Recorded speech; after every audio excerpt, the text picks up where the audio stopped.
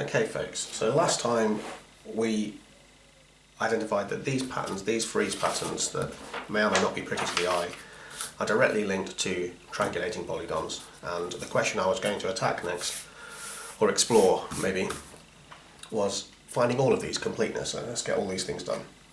So just to get you through some false starts perhaps, the simplest polygon is a triangle, and there is only one triangle. You can't triangulate it further because it is already a triangle. Simple, simple.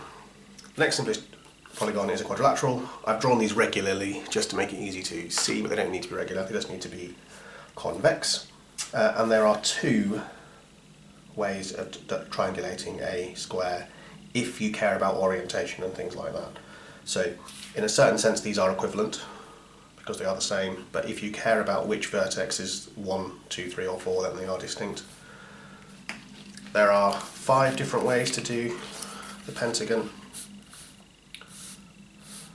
and there are a chunk of ways to do the hexagon which I haven't counted recently, but as you can see this grows quite quickly, so it becomes quite a large problem and you need a technique or passage to go through. And of course at some point, because these are very symmetrical, the patterns they draw will end up being indistinguishable, so I need at some point to account for all the symmetries. So it was easy to find, and it's well published and well explored, how many there are. In terms of this, when we're ignoring symmetries and counting these things as distinct, the Catalan numbers, which is a pattern that comes from loads of places, does tell us how many. But how do we, so knowing how many is one thing, but knowing what they are is different. So this here is the octagon we use to generate the very first Frieze pattern in this series. And I chose not this octagon because it's reasonably complicated. So the problem I found working this out was looking at the simpler polygons. There were lots of things that looked interesting that weren't, a bit like mixing up 2 squared with 2 doubled. So with this being complicated enough, it means I can tell things apart that might be false. And there's a paper by Hurtado, which I'll link, which does explain and seems to be, and is a proper proof of how to generate and how there's a family tree of these triangulated polygons. The method I'm going to use here is slightly different because I found some of the methods beyond my maths knowledge in that paper. So the key for inheritance, to make sure we don't double count, is to always start at the correct node or vertex. So we're going to start at 8 for the octagon, so the 8th vertex is going to be the important one. And you can see on the octagon that there are, in this particular triangulation, there are 5 different edges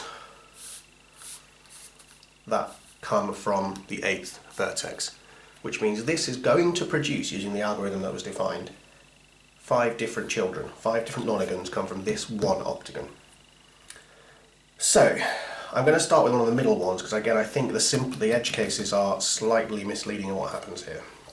So what I'm going to do to try and make this work is cut through here, and I have got spares if it goes wrong, but not hundreds.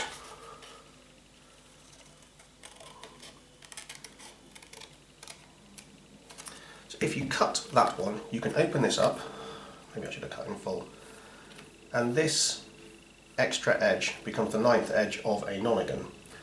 And here's one I prepared earlier. You will see that that extra wedge there is that one, and this section up here has the same as that, and this section down here is the same as that. So this is the child that comes from that edge, and if I put that back undestroyed, I can then get out the other children. So this edge generates this child, and this edge generates this child. This edge generates this child, and this edge generates this child. So by cracking, is the way I think about it, a given edge, we generate a new triangle and a new triangulation. So these definitely, just by looking, are distinct triangulations of a nonagon. What is proved in the paper by Hurtado is that their method, which I believe is equivalent to this, otherwise I've really gone wrong, generates all triangulations that are distinct. Distinct if we care about orientation, it doesn't account for symmetries and rotations and things. So we can then finally get rid of all of these and just put them unemphasised, 1, 2, 3, 4, 5. So those 5 come from there, and that would start to be a family tree and work backwards. So what is the oldest, the ancestor for this whole family tree? Well, at some point we've got to start with the triangle. So here is our triangle from which things grow. So I've labelled this with the 3, which is our highest value, so these are 1 and 2 by implication. There are 2 edges joining the 3, so there should be 2 children of that, and if we follow the same procedure by cracking, we get these 2 offspring this way up. Now here, this has 2 children, because it has 2 edges, but this one has 3 children. And if we get these in the right order again, I've labelled it to save me messing it up, hopefully. So those are the 2 children from there, which we would get by cracking. And then these are the 3 children, which we would get from there by the same cracking method. And so whilst you can see they really are symmetrical and in a certain sense equivalent, they are distinct in that they are rotations of each other, and we haven't yet got any repetition.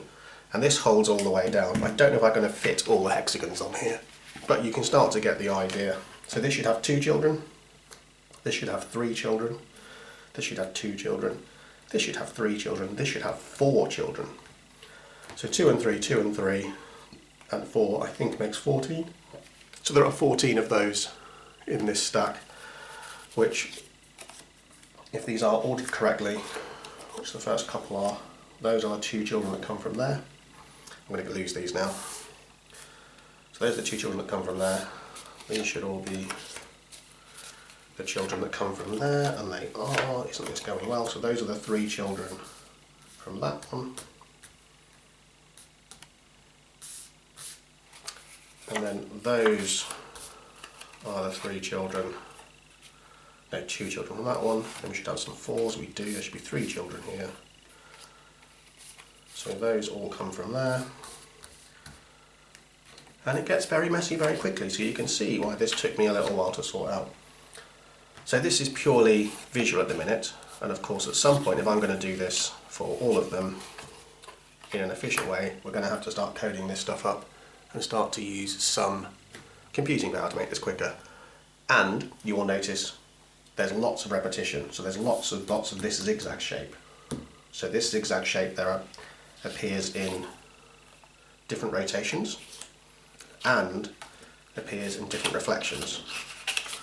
For my purposes, I want those all to count the same, because for a frieze pattern, working left to right, right to left is interchangeable, and rotation just means starting at a different place, sliding left to right, because of that translational horizontal symmetry.